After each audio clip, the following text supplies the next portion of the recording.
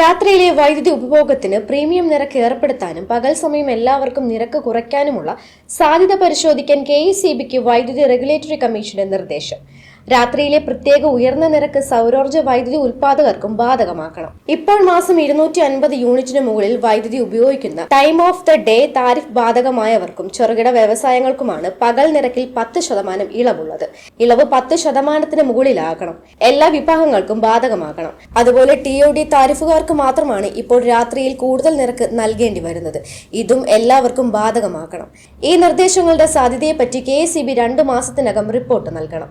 കേരളത്തിൽ വേനൽക്കാലത്ത് പോലും പകൽ വേണ്ടിവരുന്നത് പരമാവധി 3500 മെഗാവാട്ടാണ്.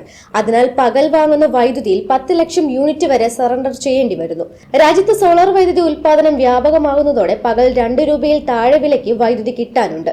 പകൽ കുറഞ്ഞ വിലയ്ക്ക് വൈദ്യുതി കിട്ടിയാൽ അത് ശേഖരിച്ചു രാത്രി ഉപയോഗിക്കുന്ന സംവിധാനങ്ങളെ ഉപഭോക്താക്കൾ ആശ്രയിക്കും. രാത്രികാല ആവശ്യകത കുറയ്ക്കുകയും ചെയ്യും.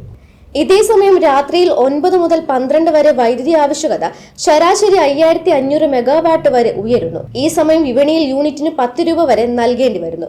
അതിനാൽ രാത്രികാല ഉപയോഗം നിയന്ത്രിക്കാനാണ് പ്രീമിയം ചാർജ് എന്ന ആശയം. സോളാർ ഉൽപാദകർ പകൽ ഉൽപ്പാദിപ്പിച്ച് ഗ്രിഡിലേക്ക് നൽകുന്നതിന് സമാന അളവിൽ വൈദ്യുതി രാത്രിയിൽ എടുക്കുന്നുണ്ട്. ബോർഡ് കൂടിയ വിലയ്ക്ക് വാങ്ങിയ വൈദ്യുതിയാണ് കുറഞ്ഞ വിലയ്ക്ക് ഇവർക്ക് നൽകേണ്ടി വരുന്നത്.